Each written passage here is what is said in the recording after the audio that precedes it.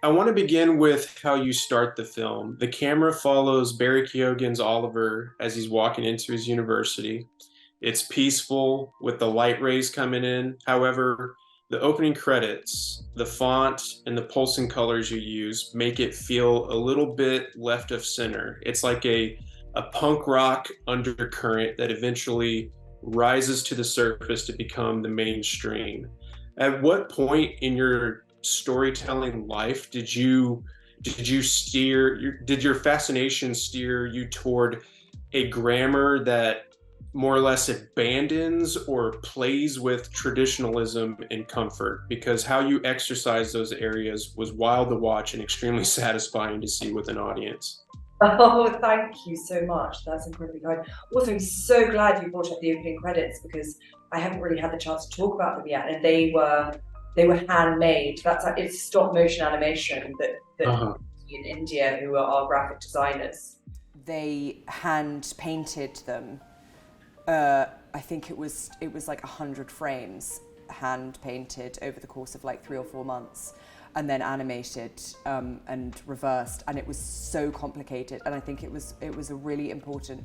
I really fought for it because obviously it was much more time consuming and complicated and expensive, but it has that exact feeling of something beautiful and handmade that is done out of a kind of mania, and also a sort of dedication that is sort of borderline insane. And I think basically me and Katie and India all felt like we were there too. It was as much our hand and our own kind of nervous breakdowns as everyone else's. It was kind of thrilling.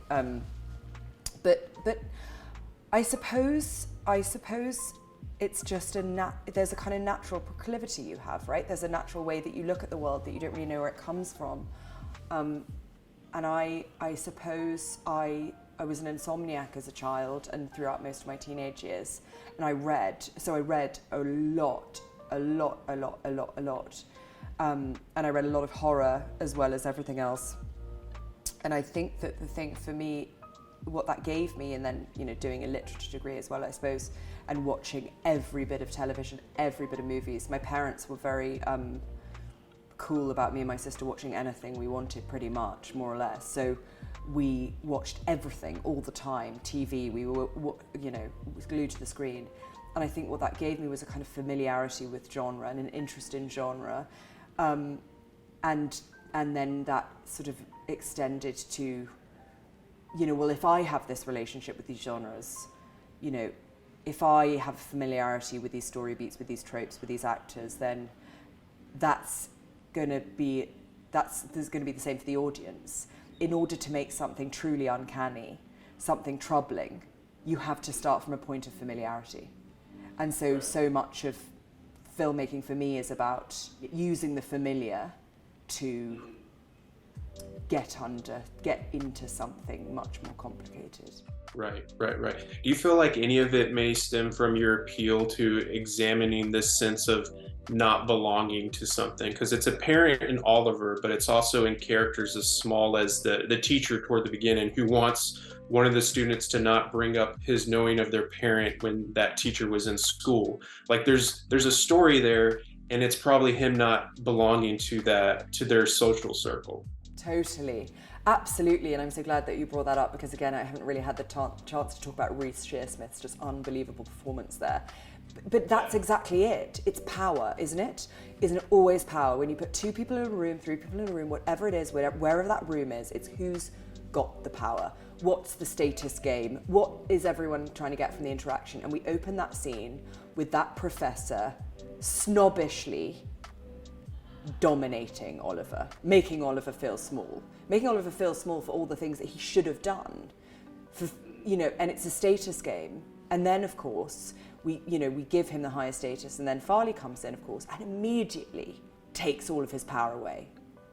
And that's what is so thrilling about writing. It's what's so thrilling about humans is the power game that is so is constantly shifting, and and the person who it's always it's an endless surprise. And I think that moment when he says, oh no, actually not friend, is so mortifying, because you know that for the rest of the year, Farley has him in a vice.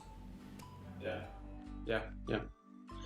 Another aspect I was looking forward to stepping into this film is the language you give the characters. I mean, you brought up that exact line, but I can't really think of how to describe it other than it feels like music, like jazz. For instance, there's a scene when Felix, Jacob Elordi's character, is given a tour of the estate. He's going through the normal, this is that room, which is kind of like a steady drum beat to it, and then you crash a cymbal when Felix describes an area of the house that once involved a little something with his cousin, and then talking about Henry VIII, all kinds of good stuff. So music is obviously very much a part of your film's DNA. Just curious if you thought about your characters' spoken language in those terms and what may inform the verbal rhythm. Yeah, I mean, absolutely, there is undeniably a rhythm to the way that people speak, and it's as part of their manner of speaking as much as their accent or the tone of their voice. So I think it's really important, and part of the way that I write is that I don't put it on paper until the very, very end. So I spend years and years and years being in the room with these characters in my mind, being all of them, being, things come and go, people change, and it's only when the conversations become, they cease to change so much. Once I have a pretty fair idea of almost everything, or at least the nature of everything people are going to say, then I set it on paper, because it's got to have that vitality that real speech has. And there was somebody talking about iambic pentameter a while back that I was listening to, and they were saying that the reason that the early plays were written in iambic pentameter was because it's the same rhythm as a heartbeat, ba-dum, ba-dum, ba-dum. And so naturally humans are inclined to remember and respond to that kind of rhythmic beat. And so it's not just a matter of being kind of stylistic, and that's not to say that I write even remotely poetically like that, or that I write in iambic pentameter, but it is that there is a rhythm to our speech, and it's really important, and it's unique to each person. So you also have to be so careful that your innate rhythm of speaking isn't the same for every character, that all of them have a very sort of their own interpretation. And the tour of the house was always so important, because of course it's the tour of the house and we never see the house, we just see Felix.